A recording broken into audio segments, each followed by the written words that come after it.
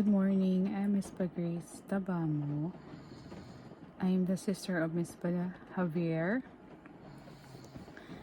I am here to say a few words about my sister. We are still hurting a lot of this event, and it hurts me more na layo ko while kaning mga putang nga nahitabo.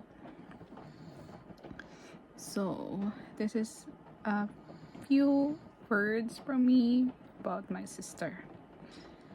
I'll just read these notes that I've made na kanang ako na lang ning basahon ang notes nga ako ang gibuhat para sa iyaha. So, I am so sad that I will be saying these words when you are not around. So when we are kids, so will cook for us, always do the dishes in a speed of light. So ako ang ate ang usually ang nakatoka sa paghugas og plato. Paspas kay na siya mo man og hugas og plato, marag uy, kalit lang human naman siya dayon. And Mama would scold you because there are some crumbs of soap left on the dishes, and we will just laugh about it. I was planning to have a reunion, but time is not on our side. I am always thankful for your sacrifices for the family. And I would like to tell that you have been a tremendous, awesome mother, selfless and generous. We love you so much. I love you so much. There are times that we would not even sleep. I remember when we were, I think I was in college and you were also in college, that at times we would not sleep. Kay magtanaw rami og DVD kanang about sa Korean drama. Amo humanon 15 episodes, 24 episodes dayon. Anala buntag na, alas 5 na sa buntag gamata pa mi. Then after pagkabuntag siya maglakaw daw siya. Asa ka adto? Ako ning uli ang DVD kay ingnon ako daot dili magplay. Dayon di ito ang diskarte kay kuha na pud siya glain nga salida, ingnon lang niya nga wala mi nakatanaw atong DVD nga una niya gikuha. So nana pud mi bagong DVD or nana pud mi bagong salida nga tanawon. Tung sa una pud nga buros pud siya kay Chow Chow. Gabi gahike mi ana adto mig Chowking magpalit og food. Mga 9 p.m. or almost 8:30 siguro, kung dili ba Chowking, Jollibee, mag-order lang mig food. Mauna usually among banding, food, tapos watching mga DVDs. I also remember when elementary days, I was really bullied. So katong sa una elementary me, grade 2 man siguro ko or grade 1, dahil siya grade 4 or grade 5 na mga away na ako, dagan ko ato ko siyang classroom, magtago ko mga kong tabang dayon iyapod kong tabangon, iyapod kuwayon ang ako ang mga classmate.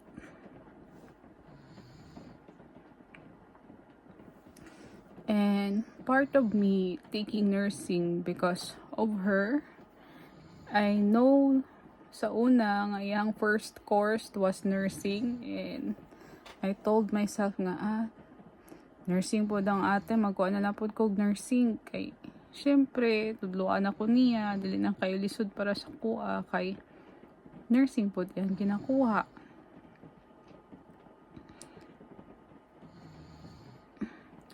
So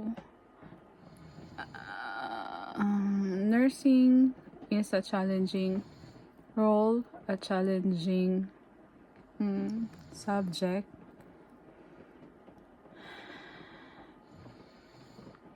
nursing, siya nag-inspire na ako nga i-take up na ako ni. Your intelligence challenged me and I ended up reading a lot of books. So, tungod sa akong ate nga sige kugi og basa unsa na nga mga topics, mga words, nga mga English words ang iyang i-utter tungod ato ako apong na-love ang reading tungod sa iya. So, katong nag-pandemic, nakauli ko ana sa Pinas. Timing jud nga nakauli ko. Tapos, dira na ako sa Pinas na stranded for 6 months. So, dito na ako nakita paunsa siya nga flexible. Your resilience being a mom and student. Seeing you preparing food, then going to school as you drop chow to school. Funny, nga usay si Chinchin mangutana sa kuha. Nga ano ba daw nga eskwela iyahang mama nga ako daw na dito nagbantay sa ilaha. So ate decided to pursue her education and she take in college, I think elementary education. And at times nga grabe ni siya magtabang og mga tawo, mahinabangon ni siya. He would help out people maskin usahay wala na siya capacity to help, but she would always reach out. Your smile radiates, thus warming the hearts of sorrowful people.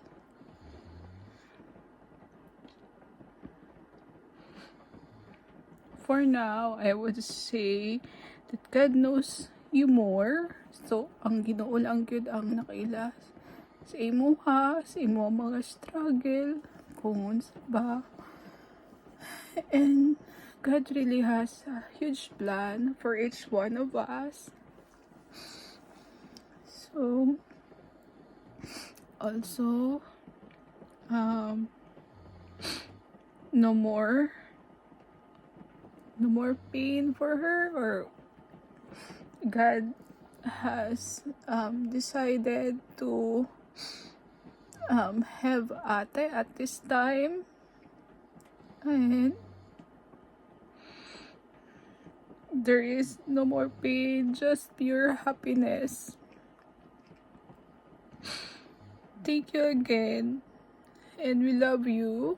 We will be here for your kids. We will love them as you have loved them.